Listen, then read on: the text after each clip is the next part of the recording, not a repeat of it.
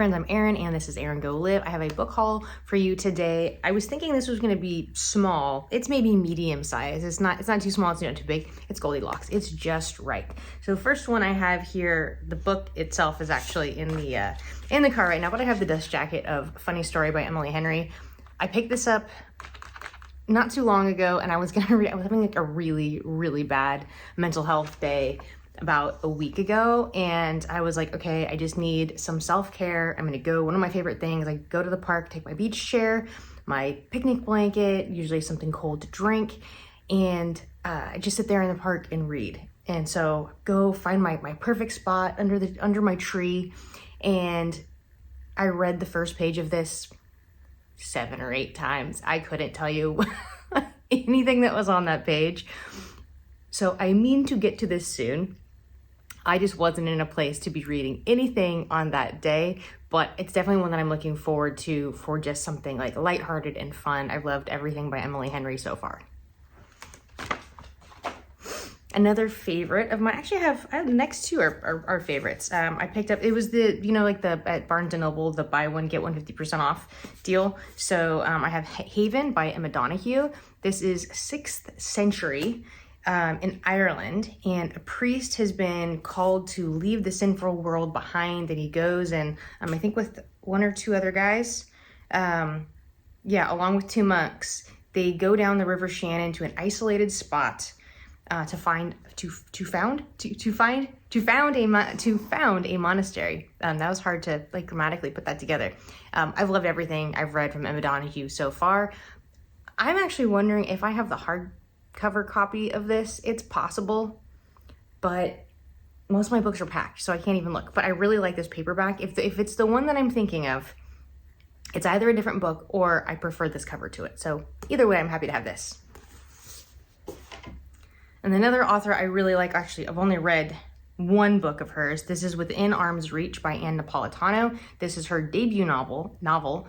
This follows 3 generations of Irish Catholics and the ups and downs of life. So Dear Edward was the first book of hers that I read, and I absolutely loved it. Actually, I really want to watch, I don't know if I think it's Apple TV Plus is the series. So it's been long enough. I read that when it first came out. So I'd be interested in watching that now. But I also have, is it Beautiful People? Hello Beautiful. Hello Beautiful by her that I need to read, but I was happy to find the paperback of this. Then I have a book mentioned, just been struggling lately, and my friend had read this book in probably the mid-90s or something like that. She had 2 copies, and so she wanted to give 1 copy to me. This is Women Who Run with the Wolves, Myths and Stories of the Wild Woman Archetype by Clarissa Pinkola Estes, PhD. And that's shiny. I've started this, you can see the bookmark in there. And the style of this, first of all, this is one of those books where you probably read it, 10 times and get something new out of it every time. It is far deeper than I am. So I have, as I'm reading it, I've benefited, and I'm like, okay, yeah, that resonates with me. I'm understanding what she's saying, but I couldn't tell you any of what that was.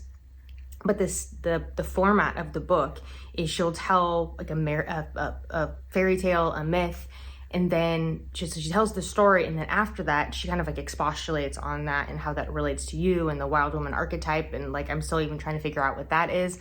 But the first one that I read in particular was Bluebeard. There was another one that my friend, what was it, the red shirt or something like that. My friend's skip ahead and read this one, because I think you could read it a little isolated because you're looking at an individual thing, an individual story, and then the explanation or whatever of it. But I imagine they all do build on each other. So yeah, so this is one, I'm just planning to take this slowly as I go, kind of one thing at a time, just kind of dip in and dip out of kind of book. Another book I have started, actually I'm almost finished with, is Stephen King's The Shining. I recently discovered this guy, his name is Nick, and his channel is Books Are Sick. And he's just super entertaining. He's a Canadian guy. I just want to be his friend and, wear toques and hang out in his garage. And he's super into Stephen King. And so he just kind of had got me into the mood for Stephen King, and I was just needing something just you know, sometimes you just need like genre fiction. You need something like, it's funny because I was gonna say not heavy, but this is quite heavy, but in a different way. But yeah, I'm really loving this, and I should be finished with this quite soon. And then on that Stephen King, oh man, I got 4 Stephen Kings. Okay, so different trip. I was procrastinating going somewhere. I was like, you know when you're gonna be like too early for something? So I was gonna be too early for book club last week, and I was like, well, she lives like 5 minutes from Barnes & Noble, so I'm just gonna pop into Barnes & Noble real quick. So, oh, that's when I got those, the Emma Donoghue and the Anna Napolitano. So I got Rita Hayworth and Shawshank Redemption. I actually don't know, is Rita Hayworth and Shawshank Redemption the full name of Shawshank Redemption, or is Rita Hayworth its own story? But I love Shawshank Redemption. That looks like it's one story. Anyway, I love the movie Shawshank Redemption. I think it's one of the greatest movies ever made. And so yeah, I would love to, you know, read the story from which it came and then rewatch the movie. And then same with The Body, which is the story that Stand By Me came from. I didn't grow up on Stand By Me. I was introduced to it as a teenager by my late husband, and I feel like the girl version of Stand By Me was Now and then the boy version was Stand By Me. So I watched the girl version. I want to watch both of those movies now. But anyway, looking forward to reading The Body, and this is a nice short one. The Stand, however, it's like the opposite of short. And then totally different type of Stephen King. This is a hard case crime. The Colorado Kid. Get the glare there. I just love like these old, like pulpy covers. Like pulpy covers, but like a nice new book. That's a good combination for me. I really don't know the one, what this one is. It's like the Maine Coast or something like that. And, it's crime. Oh, it's a new illustrated edition. Oh, I just skipped a page. So there are illustrations in there.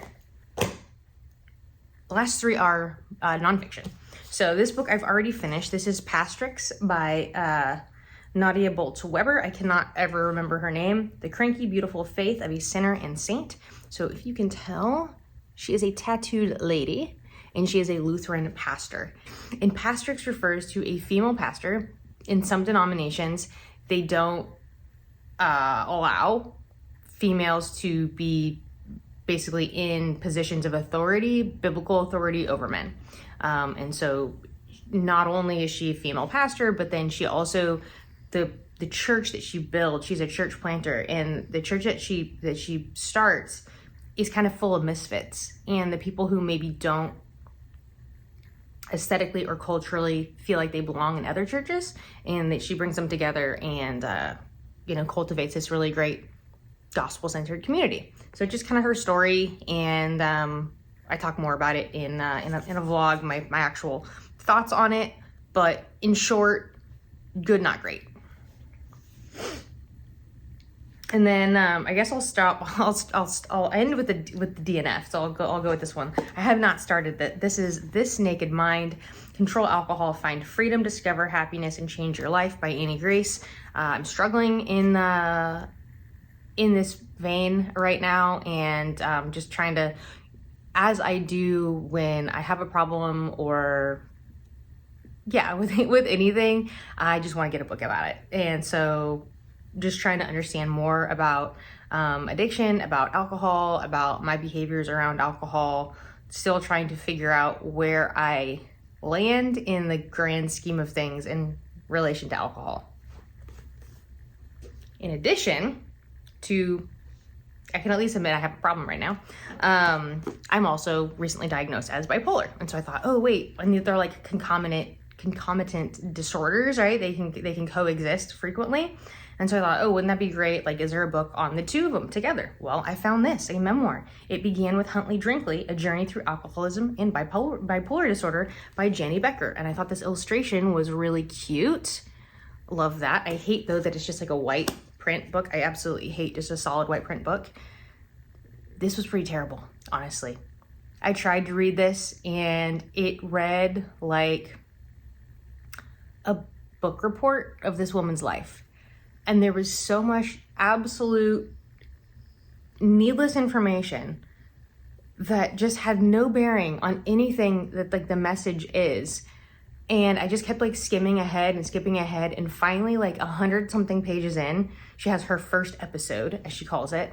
And I just didn't care. There was so much information that just didn't matter. The Huntley Brinkley thing, like the premise of the book is that when she was a kid, about 12 years old, her parents allowed her and her sister to join them for kind of like a cocktail hour while they watched NBC News with Chet Huntley and David Brinkley. So it came to be known as Huntley Brinkley. That was like their cocktail hour. So from a very young age, she's drinking alcohol. It's a normal thing. And so she apparently, I don't know, I didn't get to that part, ends up becoming an alcoholic, and she also has bipolar disorder. So yeah, this book is just not for me, but I appreciate the cute illustration on the front. All right, so these are my most recent book pickups. I'd love to know if you've read any of these. Are you a Emma Donoghue stan like I am? Emily Henry, favorite funny story yet?